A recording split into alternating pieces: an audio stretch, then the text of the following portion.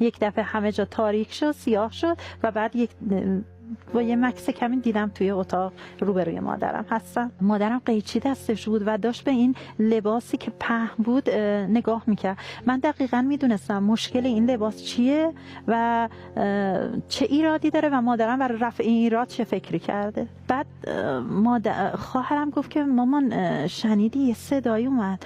بعد مادرم سرش رو برد بالا، دقیقاً به من نگاه میکرد. من فکر کردم داره منو میبینه، من فکر کردم داره از من میپرسه. بعد برگشت به طرف حیاط، پشتش به حیاط بود. برگشت به طرف حیاط گفت که لیلا کوش.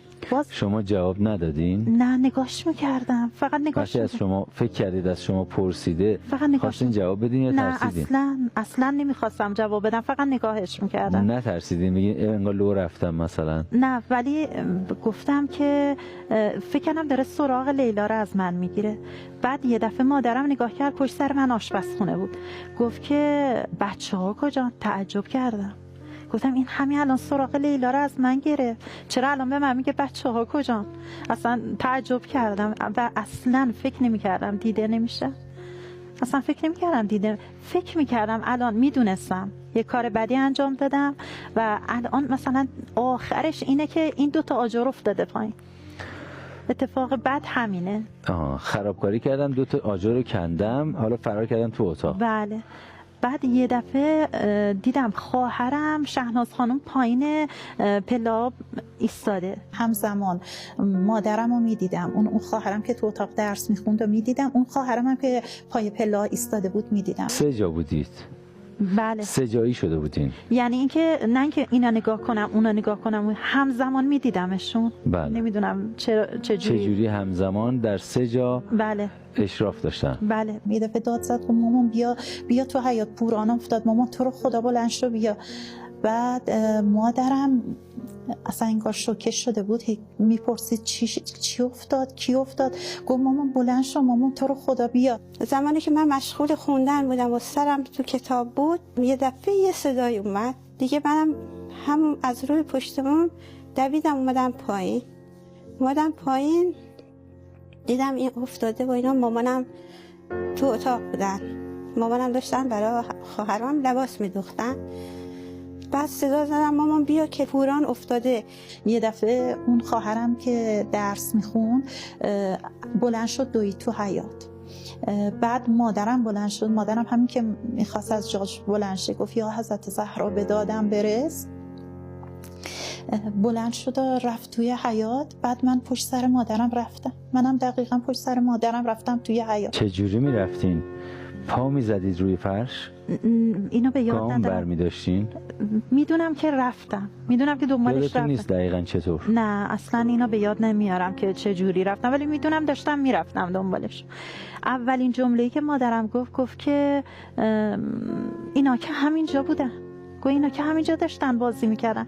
بعد این جسم جلوی پله ها افتاده بود، مادرم رفت به طرفش و توی موهاشو دید. بعد گفت خدا را شکر این سرش نشکسته. بعد گفت که اون دوتا خواهرم هم بهت زده بالا این ایستاده بودن و به این نگاه میکردن. بعد مادرم گفت که تکونش داد، گفت که پوران پوران پوران پوران صداش میزد. بعد به خواهرم گفت، اون خواهرم هم اون دوتا خواهرم هم تو بهت زده نگاه میکنن، گفت که چرا جواب نمیده. بعد یه دفعه اون خواهر بزرگترم شروع کرد گریه کنه با این دستاش این به این حالت بالا و پایین میبرد، دستاشو به این حالت میبرد بالا و پایین. گفت که و گریه افتاد. گفت من که گفتم درس دارم، حالا با استرس خیلی زیاد، من که گفتم نمیتونم مراقب اینا باشم، من که گفتم اینا کار خطرناک میکنن، من که گفتم یه وقت از تو پلا میافتن. یه دفعه تا گفت من گفتم یه وقت از تو پلا میافتن. مادرم نشسته بود روی زمین، اون دوتا ایستاده بودن.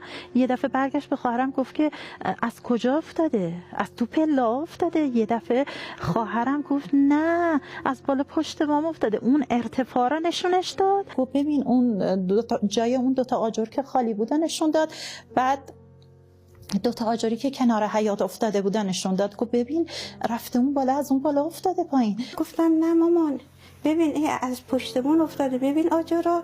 مادرم تا این ارتفاع را دید و این آجرا را یه دفعه گریه افتادن، زدن تو سر خودشون و این جسم رو بلند کردن.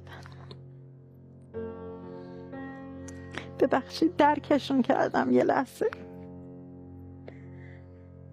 بنده خدا چه حالی داشتم اون موقع. برش داشتن و بعد خواهرم گفت چی کار میکنی؟ چرا تکونش دادی؟ مادرم گفت برای چی؟ گفت یه وقت یه جا شکسته، یه وقت قطع نخا میشه، نباید تکونش میدادی. بعد مادرم بلندش کرد یه متر اون طرفتر گذاشتش دوباره رو زمین.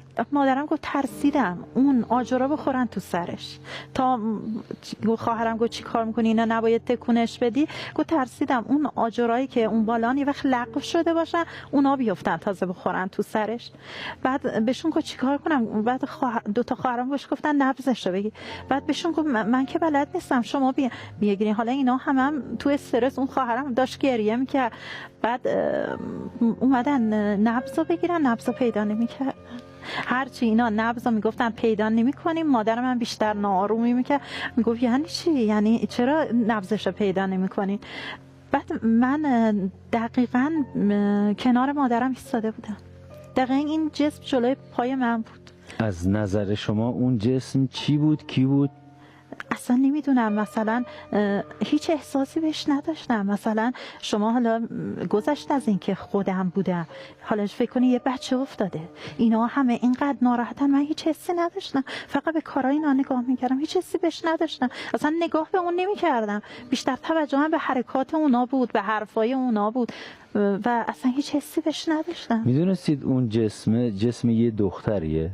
نگاهش نمی‌کردم اصلا. که اصلا این دختره پسر قضیه کی هست؟ نمی‌کردم. اصلا کیه؟ بله بی تفاوت، فقط به اینا نگاه می‌کردم. یه دفعه همسر برادرم اومدن توی خونه ما، خانم روح انگیز خانم. ایشون خونه برادرم تو همون کوچه‌ای بود که خونه ما بود. پشت خونه ما یه حیاط دیگه داشتیم، یک در مشترک بین اون حیاط و حیاط خونه برادرم بود. رفت و آمد ما از اون در بود، یعنی ما بچه‌ها از تو کوچه اصلا نمی‌رفتیم و بیایم، رفت و آمد ما از اون در بود. همسر برادرم هم از اون در رفت و آمد می‌کردن، میومدن خونه ما. به همین دلیل اون در باز بود. همسر برادرم سر صدا رو شنیده بود، اومد تو. تا اومد خب اونم ترسیده بود، با یه اضطراب زیاد پرسید چه اتفاقی افتاده، چطور شده، سر صدا رو شنیده بود. از سر صدای ما زندادشم هم اومد، همسایه ها اینا تمام اومدن خونه. تا مامانم اومد نگاش کرد، گفت ببینم چرا این تکون نمیخوره. منم گفتم مامان من بذار ببینم نبض میشه نگاه کنم، دیدم نه این اصلا نبض نداره. من حس میکردم مثلا اینها میدونم نبض کجاست. من حس میکردم مثلا وقتی نگاه میکردم فکر میکردم اینها جایش رو درست دستشون رو نمیذارن، یه همچین حسی داشتم.